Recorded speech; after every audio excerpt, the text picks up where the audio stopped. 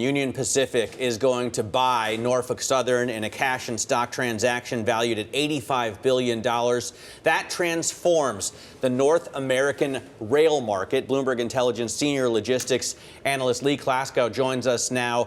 And Lee, this is just a huge deal. We saw it coming, didn't know all the details, and it isn't expected to close even until 2027, right? But what do we know so far?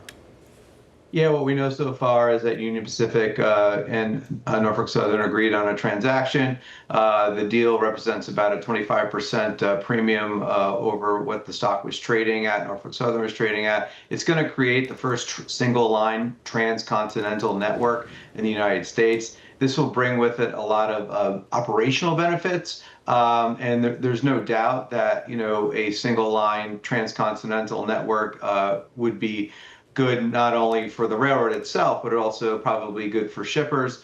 But they have to prove their case to the regulators, the Surface Transportation Board, that this is in the public interest. And there are very high hurdles for large Class 1 railroad mergers to be approved, and the process is very, very timely for both rails. So that's why they're expecting this deal to close maybe early 2027, assuming they get that regulatory approval by the STB and other regulators. Yeah, it'll be interesting to see if they get that blessing from regulators. Of course, that has ramifications for other railroad M&A we could see as well. But Lee, I want to get your thoughts on UPS. Shares down about 3% pre-market. They reported this morning, didn't give a forecast, and it seems like they're being punished for that. Yeah, I mean, the economic uncertainty, that's nothing new, right? We've been talking about economic uncertainty since the tariffs started coming about. And that's really impacting, their business, and not only their business, but their ability to kind of predict where things are going to go.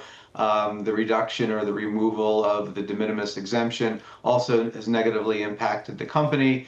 I guess the good news is that the company is doing what it can. They're continuing to restructure its network to deal with really the realities of its business, which is growth is going to come from e-commerce and business to consumer. Volumes tend to be lower margin business. So they really need to take costs out, realign their network, and that's kind of what they're doing. And then the slight miss this morning on their second quarter earnings was kind of driven by their domestic business, and that was slightly lower yields and slightly higher costs. And that kind of drove the miss this morning.